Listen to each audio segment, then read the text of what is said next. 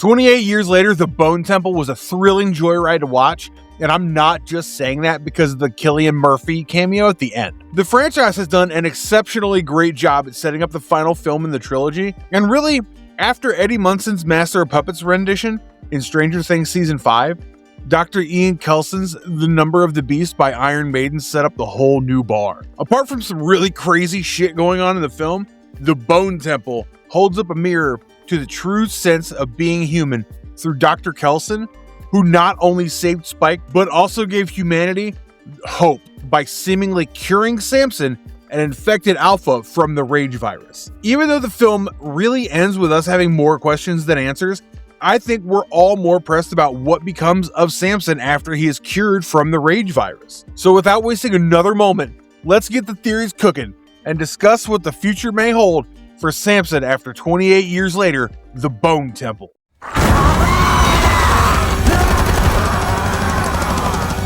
I believe this alpha's infected potential to snap out of the rage virus was built slowly right from the start. Samson, as he was nicknamed by Dr. Ian Kelson, is infected with a variant of the rage virus that, in addition to the standard symptomology, also acts like a steroid. This results in having increased strength and resilience compared to the regular members of the infected, thus allowing him to lead them in hunting packs. In case you haven't watched the film yet, like most of the infected, Samson is driven by constant rage and extreme aggression towards anyone who's not infected. Naturally, his appearance is immediately striking, with blood-red eyes, long bushy black hair, a thick beard, and a body that has left filthy and unclothed ever since he's been infected. However, what truly sets Samson apart is his physical presence. The particular strain of the rage virus affecting him seems to function like a permanent steroid, transforming him into a towering, heavily muscled dude with extraordinary strength and resilience. He can absorb multiple arrow wounds without slowing down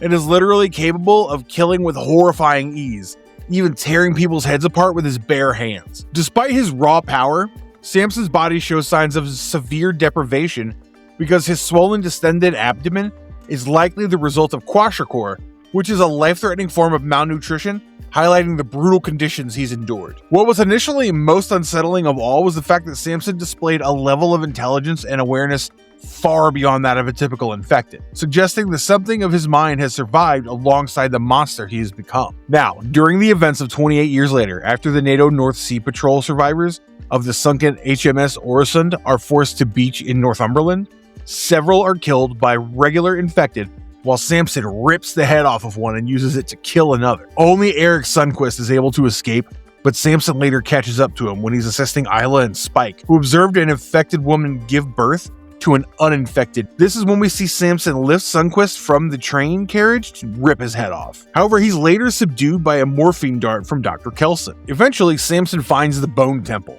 and tries to decapitate Kelson, but is prevented from doing so by Spike, who injects him with a further high dosage of morphine. In the following weeks, which has been documented in the recently released film, Samson regularly returned to the Bone Temple, where Kelson would subdue him with a morphine dart and rendered him delirious. It's during that time that Kelson comes to the conclusion that Samson has grown addicted to the morphine, since it appears to subdue a large amount of the rage virus's symptoms and leaves him in a dazed and relaxed state. In the next few days, Kelson forms a bond with Samson as he cleans his injuries, gives him pants to wear, and even dances with him. Due to these constant administrations of morphine, Samson begins to experience flashbacks of his past life before the time he was infected. But during another trip to the Bone Temple, Kelson decides to euthanize Samson after realizing he was running low on morphine for 2 more weeks. But before he could bring himself to do it, Samson stared at the moon in the night sky and said the word moon, which was more than enough reason for Kelson to stop. The doctor was very happy that his theory about humanity still existing within the infected was correct. Kelson then decided to administer a cocktail of antipsychotic drugs to Samson after determining that the main reason that infected attacked the uninfected is due to psychosis. This cure appears to allow Samson to fully remember his pre-infected life from the time when he was a teenager riding on a train before the original outbreak. He then returns to the train carriage where he hallucinates a train guard asking for a ticket, but in reality, it was just an infected standing beside him. When Samson speaks up saying he does not have a ticket, it prompts the group of infected to attack. However, Samson is able to subdue and kill the entire horde of infected before fleeing the carriage, which basically tells us that his brain was cured, but his body is still equally powerful, from the side effects of being afflicted by the rage virus. Later that night, after Kelson was mortally wounded by Sir Jimmy Crystal at the Bone Temple while trying to save Spike, Samson, who appears to be cured of the rage virus, returned back to the temple. While Kelson was on his final breath, Samson thanked him and picked up his body, walking away from the Bone Temple. Now, with his only friend dead, what's next for Samson? Is there any way he could possibly help other infected return to their true selves as well? That seems dubious given that he doesn't have the medical knowledge that Kelson did, but remains to be seen just how far his own intelligence goes. After the film was over, I just kept wondering, does Dr. Kelson have more of those pills? And would Samson even be able to identify it? Especially because he was pretty out of it when he took them. And if he can't help the other infected, what's his place in the world? We already saw him get attacked by the infected once when his behavior began to change, though he certainly reinforced just how powerful he was in the process by how he decimated them. But could he get any of the uninfected survivors to take him in now? Though they never interact in the Bone Temple, Spike does know Samson from the previous film, albeit usually in the context of running for his life from him. So that would be a reunion certainly worthy of exploring in the next film. If you think about it, Samson could radically change the future of this world, especially if he's able to convince people that he really is cured. The fact that he seems immune to reinfection could make his blood vital to the preservation of humanity and the eradication of the rage virus across England. Because if you remember, during his fight with the infected horde, they bite him and he definitely gets a lot of blood into his eyes and mouth.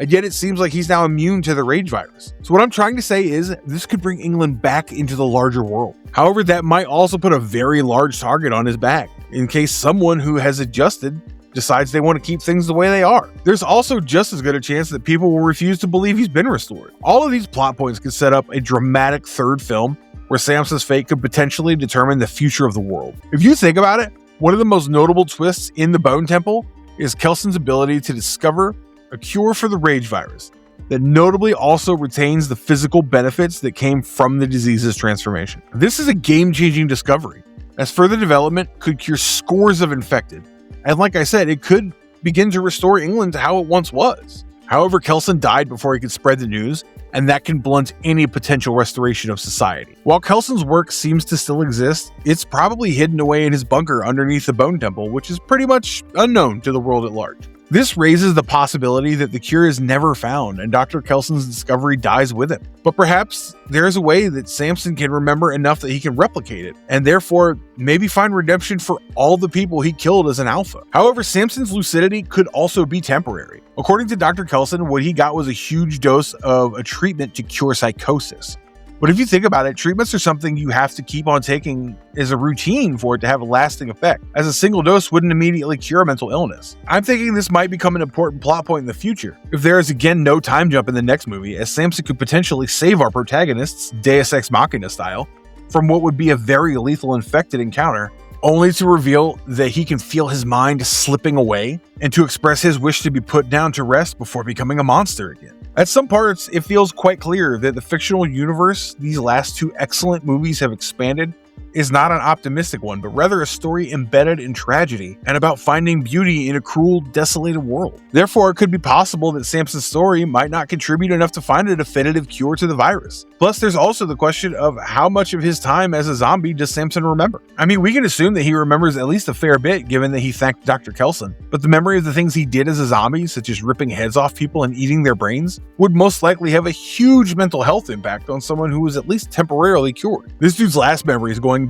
back to when he was a kid, would also mean he would be in a weird place with his mental age, because he's probably been a zombie for longer than he's been a human. But even then, the recognition of those acts as wrong signifies a regression of the virus and a possible road back to civilization for the quarantine zone. Even if it's tragic for Samson one way or another, what Kelson achieved with Samson is definitely hopeful. The same twisted, damaged hope that closed out the original film, but applied to a whole generation of infected and to those who live alongside them. Having said that, if you look at Samson through a more literal mental health lens, his character becomes even more compelling. Mental health is often understood through a biopsychosocial model, and Samson fits neatly into that framework. We've already seen the physical impact of the virus, and now we're going to get a clearer sense of its psychological toll, which mirrors aspects of psychosis. When you extend that perspective further, the social dimension becomes impossible to ignore. From that angle, Samson exists in kind of a limbo. He's rejected by the uninfected, but he also does not